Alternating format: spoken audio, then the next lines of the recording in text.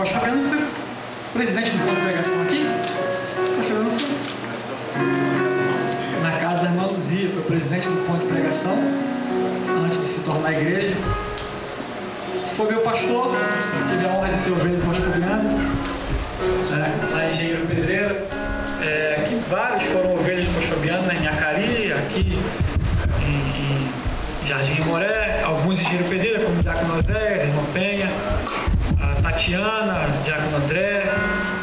O pastor Fabiano aqui está em casa, né? Todo mundo já foi ovelha dele. O nosso pastor. Estava acabando de ler uma profecia ali agora, que o Senhor usou o seu vaso aqui na igreja, no aniversário da igreja aqui em 2007. Falou para o pastor Fabiano, que foi logo assim que o Senhor foi para os Estados Unidos, né? O Senhor, uma palavra muito maravilhosa para o Senhor, dizendo que o escolheu para ser missionário nesta obra, né? E aí, até o Senhor faz a menção nessa profecia, mandando o Senhor explicar sobre a Trindade. É muito bom.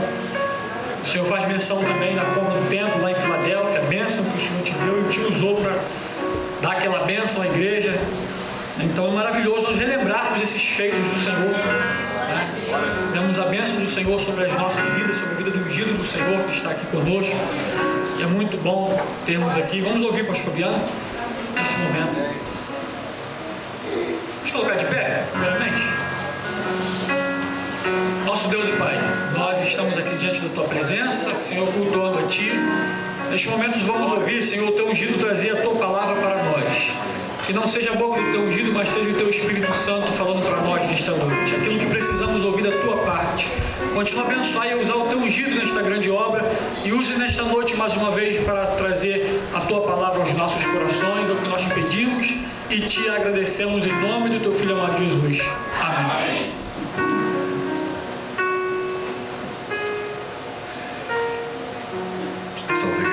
Paz do Senhor Jesus. Amém. Já lemos o texto no início, vocês podem assentar-se.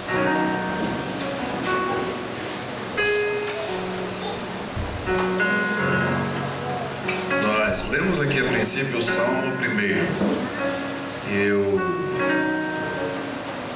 Antes de falar sobre este Salmo, um Salmo com 6 versículos, acho que tem uma profundidade muito grande para nós, um significado realmente que nos faz pensar no estilo de vida que nós estamos vivendo e quais são as colheitas que fizemos, estamos fazendo e vamos fazer na nossa vida. E estou muito feliz por estar aqui com os irmãos. Estivemos aqui pela manhã, é um prazer estar aqui com o pastor Felipe, sabia que ele estava enfermo, né? E tudo aconteceu de modo que eu acabei vindo numa época própria, né? Para poder ajudar no Jesus de Deus aqui. E é uma alegria, né? Nós vimos desde a sua tenra idade ali em Engenheiro Pedreira, aí Deus trabalhando na sua vida, do seu pai, ali um grande companheiro nosso. E Deus hoje nos dá a honra de estar aqui numa igreja que Ele está presidindo. E isso para nós é muita alegria.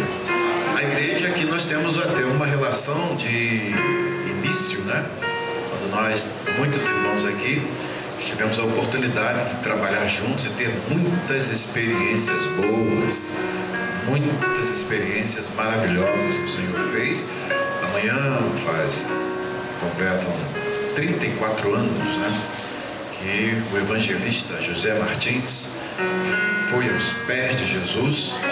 Nós tivemos a oportunidade de ser esse canal de bênçãos na vida dele, na vida da irmã Márcia. Foi um momento inesquecível na nossa vida, na nossa trajetória. Nós estávamos ali já praticamente nos despedindo na última oração.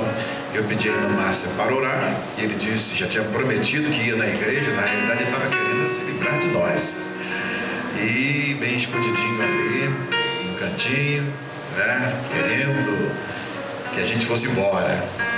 E então, na oração da irmã Márcia, ela começou a orar: Senhor, há quanto tempo eu tenho te pedido pelo meu companheiro? E de repente o Senhor a tomou ali em outras línguas e ela falou com Deus em mistério. E naquela oração, a glória de Deus desceu naquele lugar. E aí, quando menos a gente espera, o evangelista José, na época o irmão José, né? Ele pulou no meu pescoço: eu aceito Jesus, eu aceito Jesus, eu quero Jesus. E chorando, e nós também chorando. E naquela noite o Senhor fez uma grande obra nessa vida, que está válida aí até hoje e para todo sempre. Então, são muitas experiências que nós temos tido na obra de Deus, e a gente só lembra algumas pontuais, porque se fôssemos lembrar de todas, realmente não há condições de fazermos assim. Nossa experiência nos Estados Unidos também não tem sido diferente. O Senhor tem operado coisas maravilhosas, né? Essa profecia mesmo que o Senhor lembrou, que o pastor aqui, Felipe, lembrou, o Senhor falou sobre a nossa aquisição do templo e o modo maravilhoso como Deus, né, fez que nós comprássemos aquele templo. Foi um milagre de Deus, foi uma bênção para a obra de Deus, que o próprio Senhor disse. Ao mesmo tempo foi um milagre, porque nós estávamos ali como turistas nos Estados Unidos, não tínhamos crédito, ninguém nos conhecia, e comprar nos Estados Unidos qualquer imóvel, você precisa ter uma história de crédito longa, de muitos anos, para poder realmente o sistema financeiro acreditar em você, que você vai pagar. E então nós não tínhamos nada disso, e ninguém tinha. E aí o que fazer? Deus entrou, abençoou, e o pastor era um templo já de uma igreja que estava congregando ali, que foi dissolvida. Então o pastor nos chamou, nós conversamos, e na conversa ele foi analisando e fez uma proposta para nós. Nós não tínhamos recursos na época, mas ele fez uma proposta e nós aceitamos a proposta pela fé. Pela fé, nós tínhamos que levantar $75 mil, assim, um grupinho de nada, começando ali nos Estados Unidos, e eu só de passagem, que o tempo estava correndo, já quase na hora de vir embora, mas graças a Deus ele acreditou em nós. Se vocês me derem essa entrada, eu faço de igreja para igreja. Nos Estados Unidos, só Deus faz isso. Graças a Deus conseguimos no dia certinho. Nós conseguimos estar com a entrada, $65 mil, depois mais $10 mil para nós complementarmos, e conseguimos comprar aquele templo. Deus nos abençoou e nós empenhamos tudo. O Senhor tinha nos dado um carro aqui no Brasil, um Honda Civic, novinho, primeiro carro automático que nós tivemos aqui no Brasil, e foi uma coisa assim, né? E chega na hora da compra, o que nós temos que fazer? Carro com menos de 10 mil quilômetros na garagem, chegou a hora de: o Senhor, me dá seu carro, coloca na entrada do templo. Eu e minha esposa nem hesitamos, vendemos o carro, colocamos na entrada do templo. Tudo isso é plantação que se faz. E graças a Deus, no dia certinho, estávamos assinando o contrato, compramos aquele templo. E maior bênção veio depois, que compramos. Geralmente o sistema financeiro dos Estados Unidos financia em 30 anos. Pela fé nós compramos em 10 anos. Prestação bem alta, pesada, todo dia primeiro o dinheiro tinha de estar na conta. E um aperto enorme. Teve época de eu ficar andando para lá e para cá dentro de casa. Meu Deus, que pressão todos os meses. O Senhor chegou a tomar o vaso aqui no Brasil e dizer para mim: um dia eu ficou tempo andando de um lado para o outro, dizendo até que eu me esqueci de ti. Como eu me esqueci de ti? Eu olho para ti assim e até sorrio. Eu sorri, né? Então o Moisés no aperto: como é que eu vou fazer com esse mar? Por que você está clamando a mim? Cada pergunta irônica que Deus faz, né? A visão dele é uma, a nossa é totalmente limitada. E ele ainda digo: se ele pudesse contemplar o que está preparado para ele lá na frente. 2010 isso. E graças a Deus o Senhor cumpriu a sua palavra, e aí foi abrindo os horizontes que ele já estava vendo como Deus, e nós passo a passo vendo o nosso dia a dia, minuto a minuto, segundo a segundo.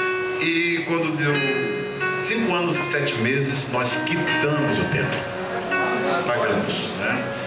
O primeiro a ter casa própria ali da igreja em Filadélfia foi o dono da casa, nosso Deus. O Senhor foi o primeiro a ter casa própria quitada nos Estados Unidos, né?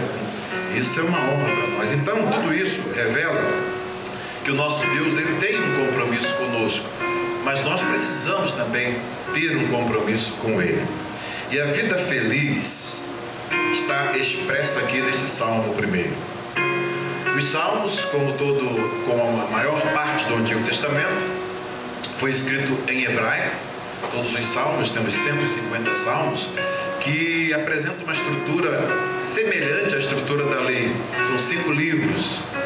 Então, o livro dos Salmos é composto de 5 livros, são 5 porções que eles fizeram divisão, obviamente, para simular alguma coisa com a Torá, com a lei de Moisés, que são 5 livros. E o ponto central de todas as 3 divisões do Antigo Testamento, as 3 divisões principais do Antigo Testamento: Torá, que é o Pentateuco, os 5 primeiros livros; Neviim, que são os profetas, que começa no livro de Josué, a Bíblia hebraica, os profetas anteriores, os profetas posteriores, e a outra porção, que é a final, que começa com o livro dos Salmos, que são os escritos. Lei, profetas e escritos compõem o Antigo Testamento. E todas as 3 têm no seu início uma forte ênfase para Torá. O que significa Torá? Nossa tradução lei, ela não reflete de fato o significado da palavra. E ela, na sua estrutura etimológica e contextual, nos vários textos em que ela é usada, tem um sentido de instrução, de guia, de algo que você utiliza para aprender.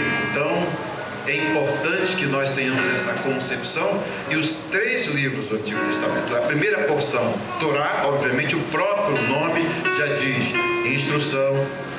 Depois vem Josué, que começa no capítulo 1, a forte ênfase à Torá. Medita nesta lei, para que você possa fazer tudo prosperar.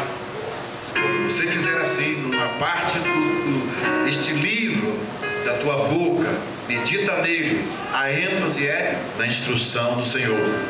E a terceira divisão não poderia ser diferente.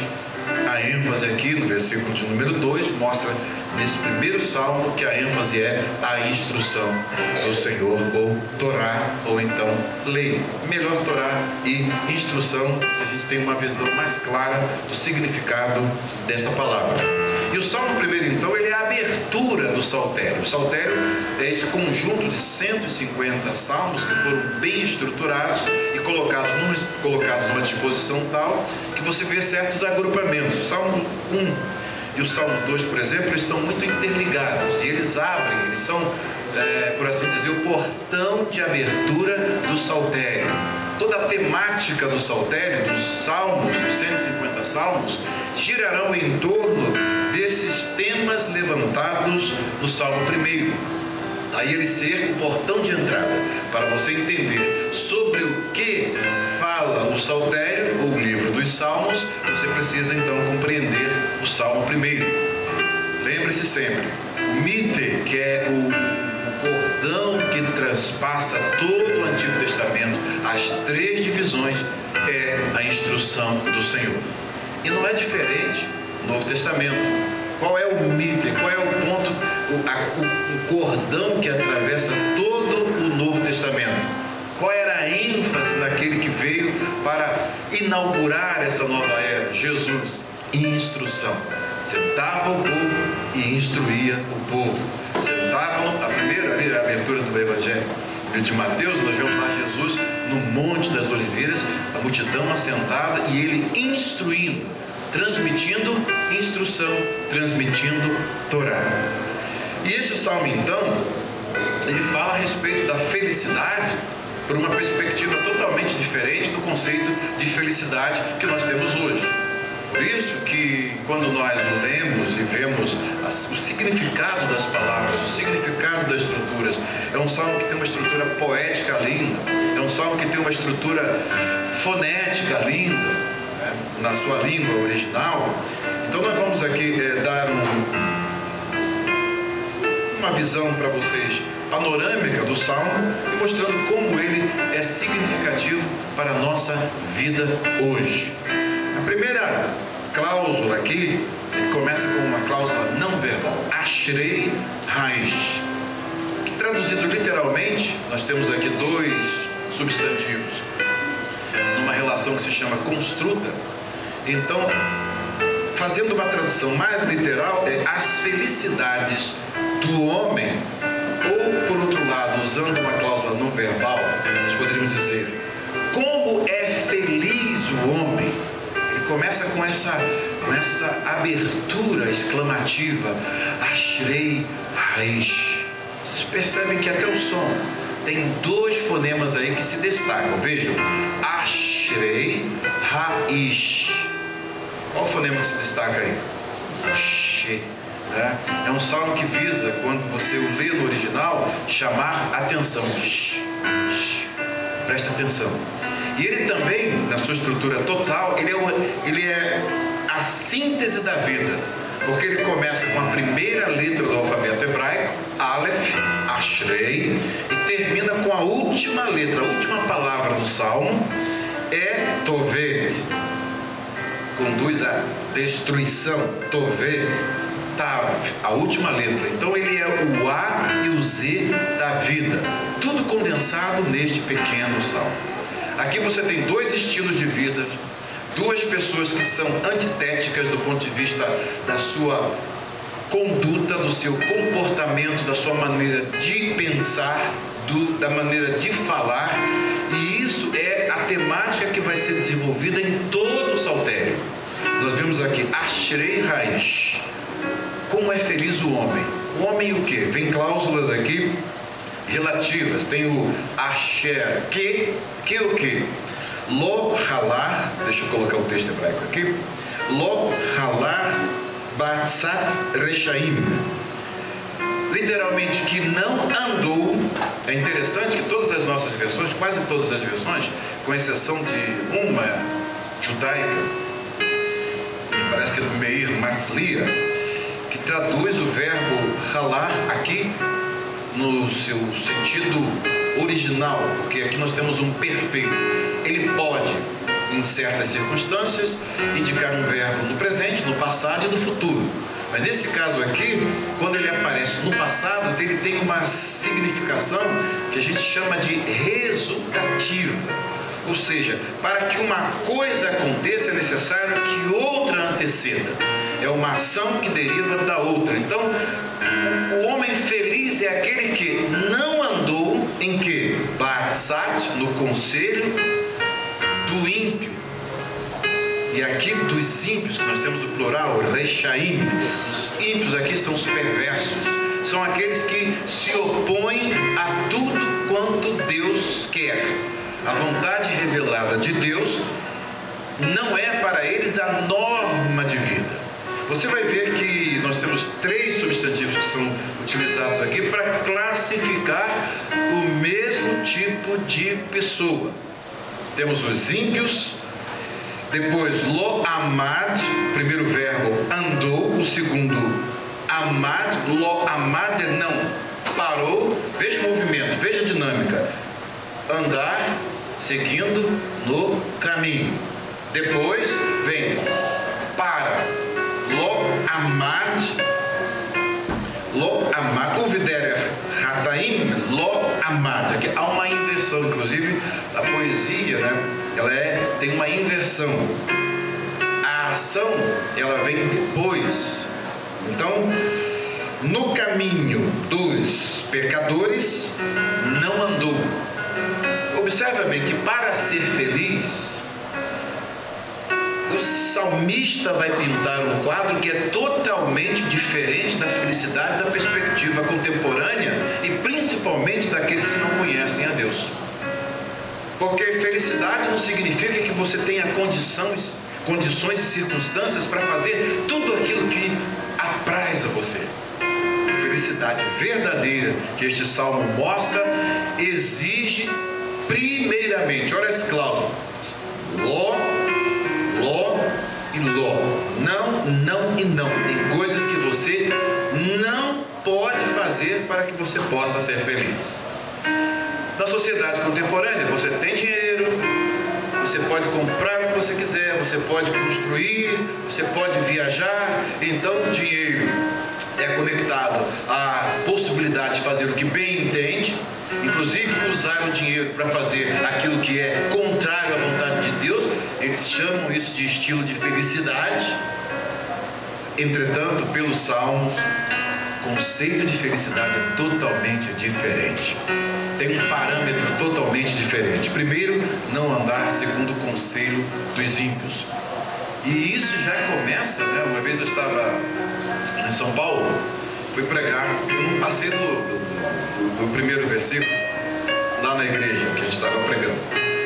Porque o conselho dos ímpios, hoje nós estamos exatamente com duas antíteses. Temos para o lado o conselho dos ímpios e o conselho do Senhor, a instrução do Senhor. A instrução do Senhor bate frontalmente com o conselho dos ímpios. Isso para nós é significativo. Por quê?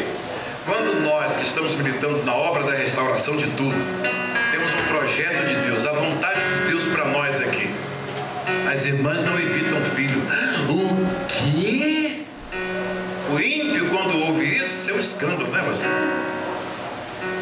Mas essa é a norma, é a Torá do Senhor, é a instrução do Senhor, e ela gera o quê? Felicidade. Então você percebe bem que o conselho do Senhor, ele está na direção inversa do conselho dos ímpios.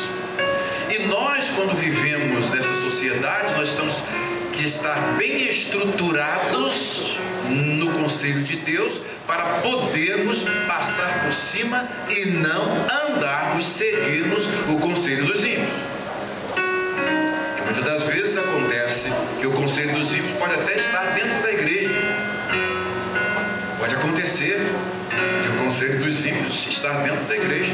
O Senhor manda ter filho, quando uma irmã anuncia uma gravidez, aí alguns, talvez vai ter lá, mas mais um, já, mal acabou de ter um filho, já vem outro, está no terceiro, e já vai para o quarto, já vai para o quinto. Não sei se a Márcia viu alguma coisa desse tipo, né, Márcia?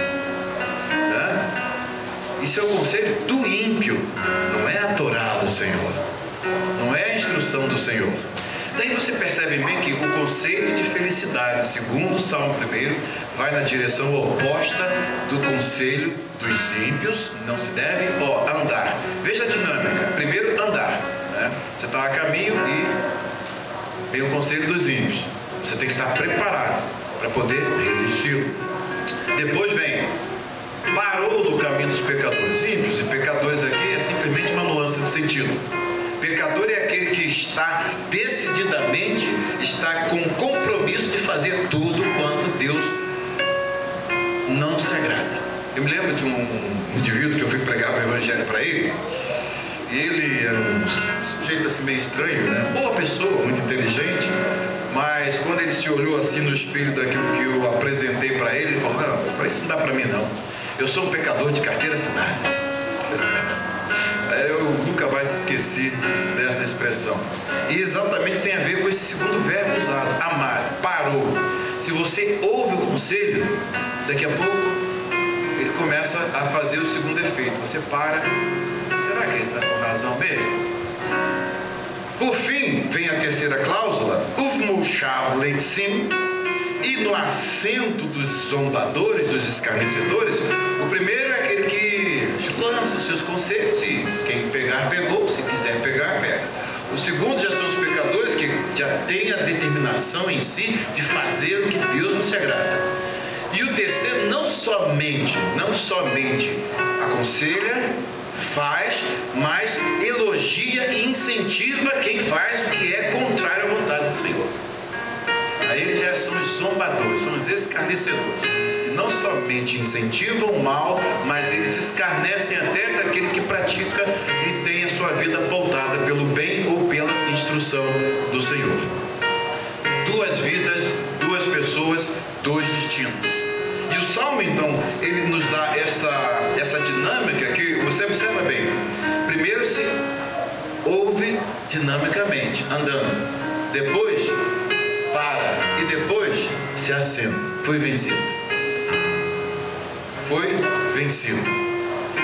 Então, quando ele pinta esse quadro negativo, como é feliz quem vence o conselho dos ímpios, como é feliz o que vence o caminho dos pecadores, como é feliz aquele que vence a roda dos escarnecedores.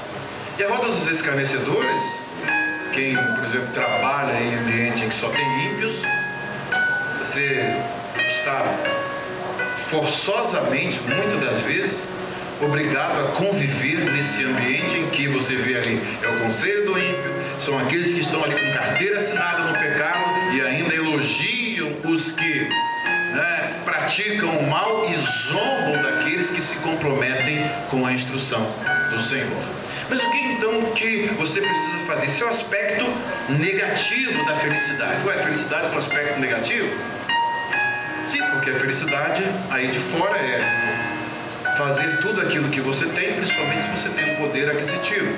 É exatamente esse tipo de felicidade que hoje um dos maiores escândalos dos Estados Unidos está envolvendo o quê? Milionários e bilionários que pagavam um certo indivíduo que foi suicidado dentro da prisão, depois que foi preso, porque tinha uma relação de gente da alta sociedade que iam para ilhas e levavam meninas, moças, jovens, menores para esta ilha e para turismo sexual, usando o seu poder, a sua influência, o seu dinheiro para construir a casa do pecado.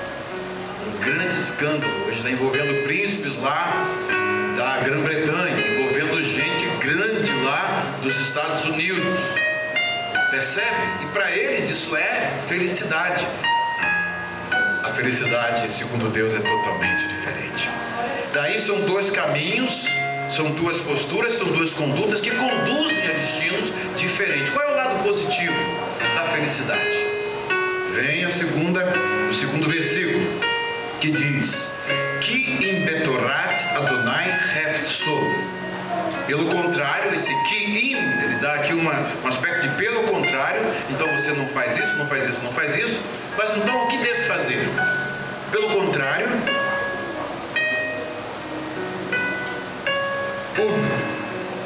aqui a segunda cláusula. Betorat, ou seja, na Torá de, aqui tem uma relação construta, Yahvé, ou Senhor, Repso, tem seu prazer. Vocês observem bem que o ímpio anda no seu conselho e ele parece uma pessoa feliz.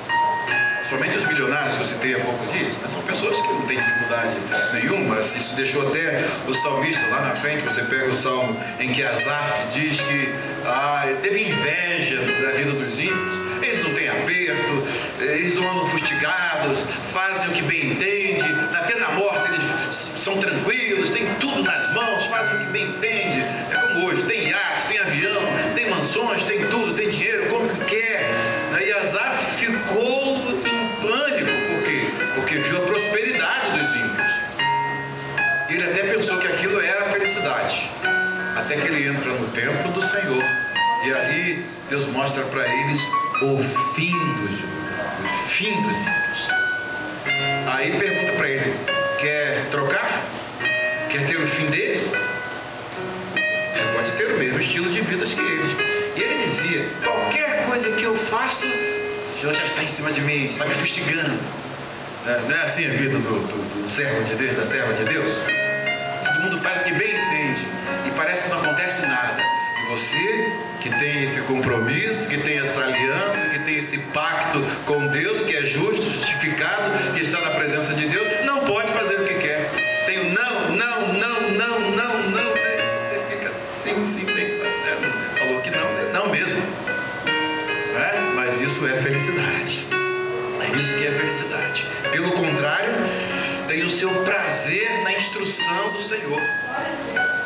Então, a gente, quando é anunciada lá na igreja uma gravidez, a gente só falta levantar toda a igreja e bater palma. Mais uma semente santa que a igreja está recebendo. Glória a Deus. Cheguei lá, só tinham 3, agora a gente tem 27, já indo para 28. E que coisa boa, que maravilha. Daqui a pouco a gente tem 100 crianças lá.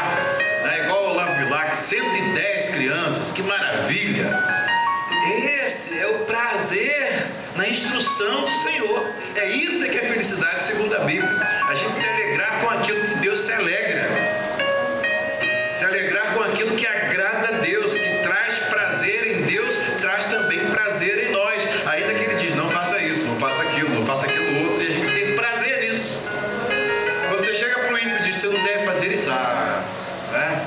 Não, esse negócio de crença não é para mim não. Sou um pecador de carteira assinada, como disse o outro, né? Mas a graça de Deus nos habilita a dizer não quando Deus quer que a gente diga não, e dizer sim quando Ele quer que a gente diga sim. Quando o ímpio diz sim, a gente diz não. Quando o ímpio diz não, a gente diz sim. Somos antitéticos e temos destinos diferentes. Veja o que diz o Salmo. Na sequência aqui, o versículo seguinte, nós temos... Cara, aqui terminou, mas agora eu vou ter que citar de cabeça. E é fácil, é muito fácil. A gente chega aqui, o versículo diz: o vetorator, Iegei, Iomam, Valaila. Agora tem que citar o Salmo primeiro de cabeça. Terminou aqui a carga, eu não estou com a Bíblia hebraica, mas a Bíblia hebraica está aqui. Né? E na sua lei, medita de dia e de noite.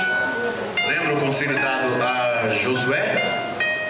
E na sua lei, medita de dia e de noite.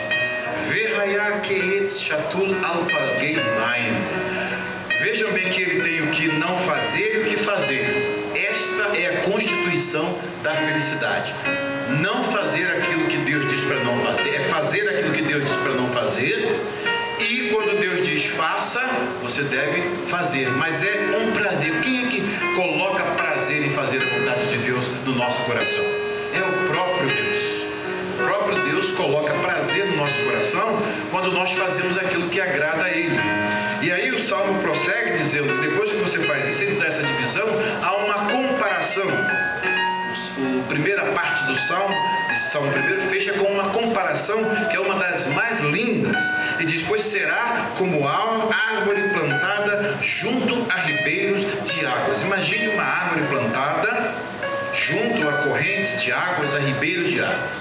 As raízes vão sempre estar ali se abeberando dessas águas. Essa árvore então vai estar bem fundada ali, com as raízes bem profundas, e vai recebendo todos os nutrientes que essas águas produzem nele.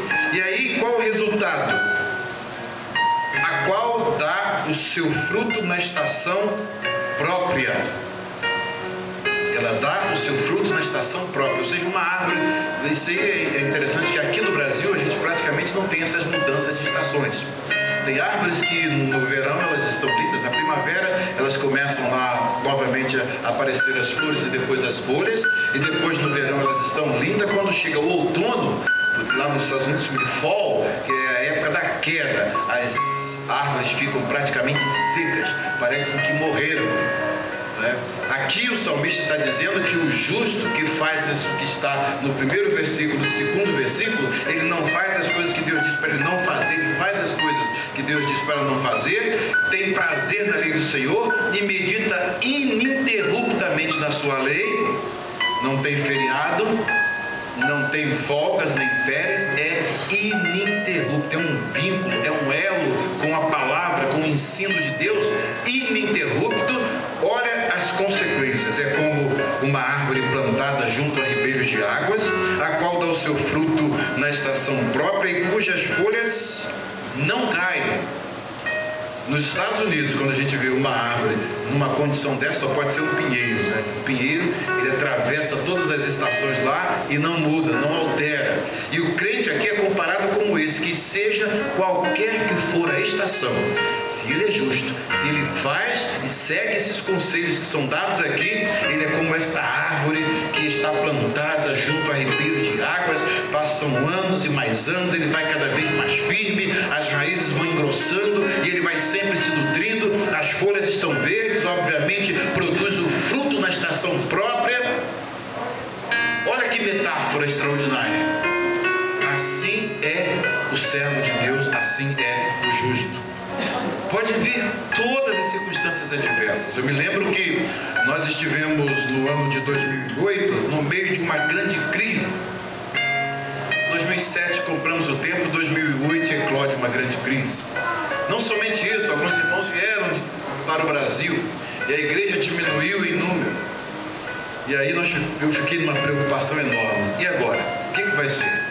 Aí vem uma recessão na economia e um dia eu acordo e vejo uma das maiores redes de lojas dos Estados Unidos com as portas fechadas. Era a Circuit City, com as portas fechadas. 500 lojas nos Estados Unidos fechando.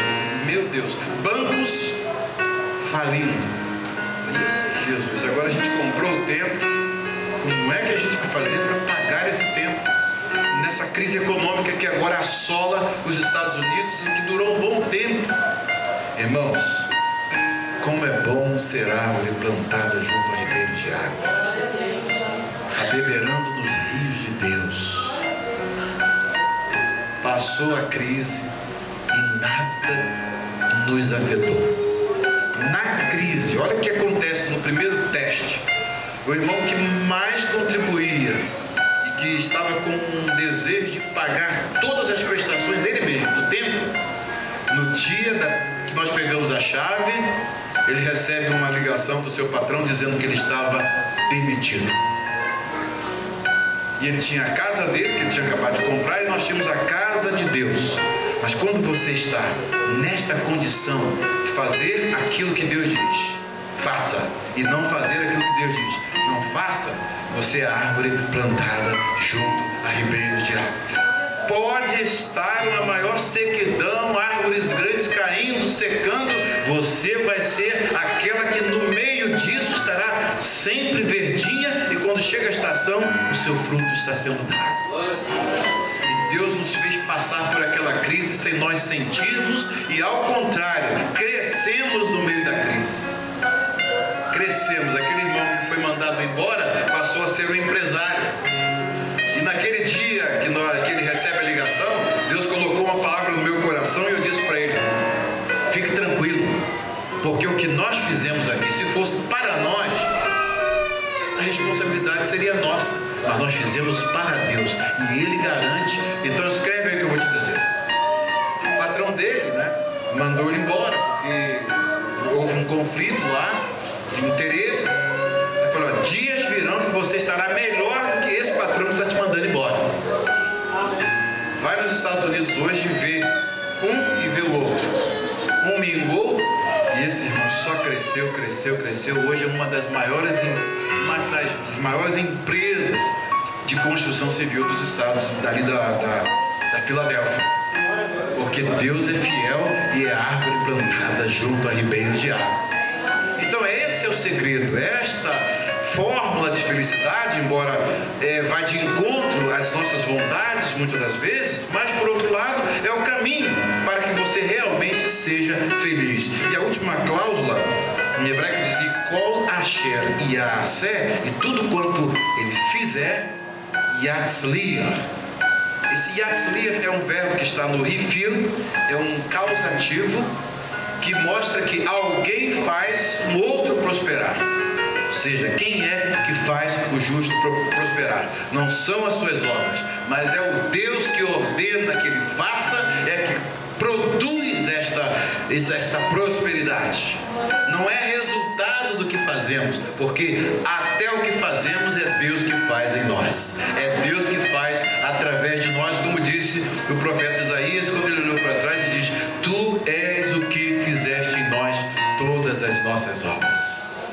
Então é o Senhor que faz prosperar, mostrando lá Josué: primeiro, faça tudo isso, não aparte esse livro da lei da sua boca, medita nele, e tudo que você fizer, você vai prosperar. Mas essa prosperidade aqui, esse Yatzliach, diz que é Yahvé, é o Senhor que faz prosperar. É o Senhor que nos faz prosperar. E quando Ele quer fazer prosperar, Ele faz.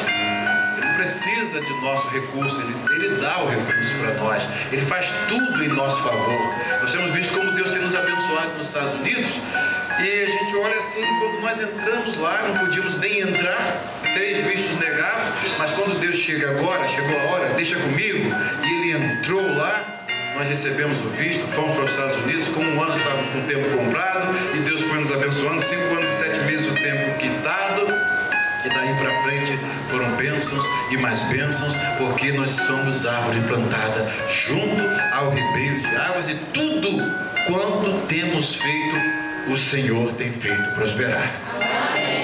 Uma vida assim não é uma vida abençoada? Por que escolher outra vida? Por que escolher outro estilo de vida, se nós conhecemos esse estilo maravilhoso de vida? Vejam bem a conclusão do Salmo. Não são assim os ímpios. Lohem ha-reshaim. Não são assim os ímpios. Ki in kamotz asher tidifeinu ruach. Mas são como a palha, como a moinha que o vento espalha. Olha a diferença. Árvore plantada, raízes profundas, bem alimentadas, e palha. Quando você é feito ali a colheita de grãos, então quando se faz aquele levantar assim para o alto e o vento vem, o que é leve vai embora e só fica o que é pesado ali, as sementes. Então é essa comparação. O ímpio é essa palha que, jogada no ar, o vento espalha, mostrando que uma vida efêmera é uma vida que pode ter uma pretensa, suposta felicidade, mas é um caminho que não traz de fato a verdadeira felicidade que esse salmo apresenta. Só é feliz o justo, aquele que faz a vontade de Deus. Pode ser uma pessoa alegre, uma pessoa muito bem disposta, muito bem humorada e tudo mais, mas felicidade verdadeira só o justo tem. E o ímpio é assim, eles não são assim. Pelo que Alquem Lo Yakumu Reshaim Bamishpat, os ímpios não subsistirão no juízo. E é interessante aqui, a assembleia, né, que geralmente se reunia, então todos os justos reunidos eram aqueles que tinham condições de se levantar e dizer alguma coisa num julgamento. O ímpio, ele diz que ele não tem direito de ir num julgamento. É como, por exemplo, se nós estivéssemos aqui numa assembleia da igreja. Tem uma pessoa que não faz parte da igreja, ela não pode se levantar para dizer nada, ela tem que ficar calada, porque é uma reunião exclusiva da igreja, de uma assembleia da igreja. É exatamente este o cenário aqui. Eles não podem se levantar para dizer nada no juízo. E é interessante que essa é uma figura que projeta tudo aquilo que vai acontecer no último dia do juízo. Este salmo tem um aspecto escatológico extraordinário, porque quando os ímpios forem chamados para ouvir tudo aquilo que está escrito nos livros, todos os relatos, não tem contestação. Tudo que está ali é verdade. Todos eles terão que ouvir a sua sentença e ir para o lago de fogo e enxofre, calados, sem poder dizer nada, nenhuma palavra. Mas isso aí não tem como falar absolutamente nada. Tem de ficar quietos, ouvindo apenas a sentença do juiz. E diz: e nem os pecadores na congregação dos justos. Pecadores não podem permanecer na congregação dos justos. Ficamos há poucos dias a respeito do Acã, vocês percebem lá?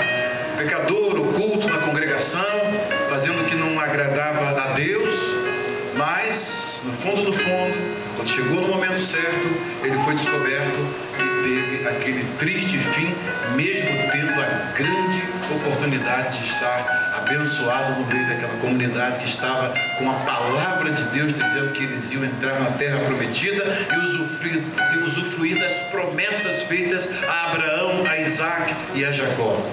Ele termina a sua família, termina os seus bens, tudo quanto tem, porque os pecadores não permanecerão, não podem permanecer na congregação dos justos. Por quê?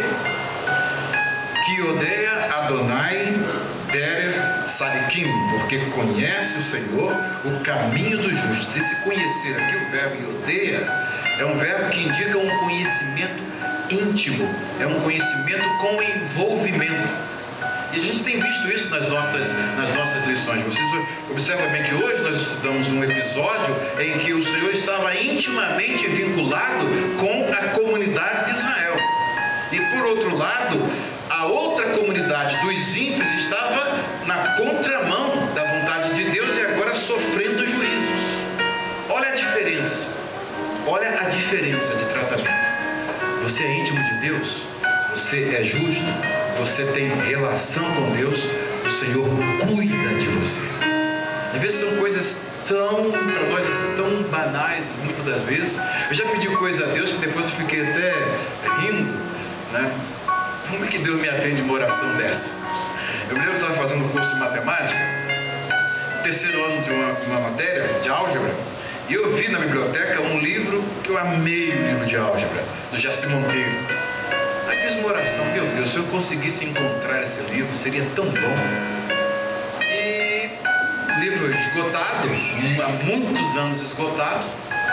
E certo dia, eu saindo lá estava no centro ainda da cidade, trabalhava lá, saí do centro da cidade e de repente eu arrumei uma forma de andar na rua 7 de setembro e vi assim um sebo, entrei lá. Aí dei uma olhada lá, um monte de livros bem encadernados, direitinho, e eu olhei e fiquei assim, dando uma olhada, quando bati o olho, elementos de álgebra, Jaci Monteiro. Não é possível. Peguei logo o livro, né? Chamei o livreiro lá, não estava com dinheiro na hora. Aí falei com ele: olha, você guarda esse livro aqui. Por que esse livro está aqui tão encadernadinho, bonitinho? Tenho até hoje o livro. Porque essa semana veio um marinheiro aqui e vendeu praticamente a biblioteca dele toda. Resposta da minha oração. E ele ali, dentre os livros que ele tinha lá na sua biblioteca, colocou ali, pertinho de onde eu trabalhava, o livro que eu queria e pedir a Deus. Para pensar. E isso é o que o Iodé é, esse conhecimento íntimo, de você às vezes nem falar e Deus está juntinho de você. Tudo que você pensa, você está ali imaginando, Deus está junto de você. Projeta dentro do seu coração coisas boas, Ele coloca o projeto e coloca a condição de você realizar aquilo. É essa a diferença da vida do justo para a vida do ímpio. O ímpio é aquele que está andando à mercê de si próprio. E qual é o final disso? O Senhor conhece o caminho dos justos, mas o caminho dos ímpios conduz à ruína, perecerá. Isso tem um aspecto tanto na vida presente, como Asaf viu. Deus nos coloca em caminhos escorregadios. E Asaf, você quer o mesmo futuro dele? Não. Quando Deus me mostrou para Asaf o fim deles, ele falou: não, deixa eu justo com as minhas limitações, mas são limitações que me permitem sempre viver na presença do meu Deus. E ele disse: bom é estar contigo. Coisa boa é estar com o Senhor. Coisa boa é você ter um Deus que na hora do seu aperto você pode falar com Ele. Você tem aquela intimidade, sabe que você não está sozinho. Chega uma hora de perigo, você clama e Ele te ouve. Não é? Quando estávamos ali da Rio Magé, que perigo, e Deus estava prestando atenção. É o Iodé, o Senhor conhece o caminho. Olha, Ele vai descer a serra e quando chegar naquele momento específico, Ele vai ser atacado. Vocês vão lá e socorram meu ungido, socorram a sua família. O Senhor conhece, Ele tem prazer porque Ele anda conosco. E esta vida, irmãos, é insubstituível. 2 estilos de vida, 2 destinos. Nós, como servos de Deus, sabendo isso, vamos fazer a melhor escolha. Andar com Deus, fazer a sua vontade, ainda que seja na direção oposta das nossas vontades, mas que nossa vida seja como um barco a singrar nos rios caudalosos, às vezes, da vontade de Deus, com os ventos soberanos do Espírito Santo soprando. Mas você saiba que nunca o seu barco existencial vai terminar em tragédia, porque tem alguém dentro dele. Pode até assustar, né? É você, ô mestre, não se te dá que morramos? Você me acordar numa hora dessa, pra quê? Ô vento, para, acalma-te. O Senhor está no barco da nossa existência. Ele conhece o caminho dos justos. Ele conhece o seu caminho. Que nós possamos também fazer a nossa parte. Fazer aquilo que Ele quer que nós façamos. Da sua instrução. Para que nós possamos ter essa vida bem-aventurada, feliz do Salmo 1. Que o Senhor abençoe a cada um de nós. Em o nome do Senhor Jesus.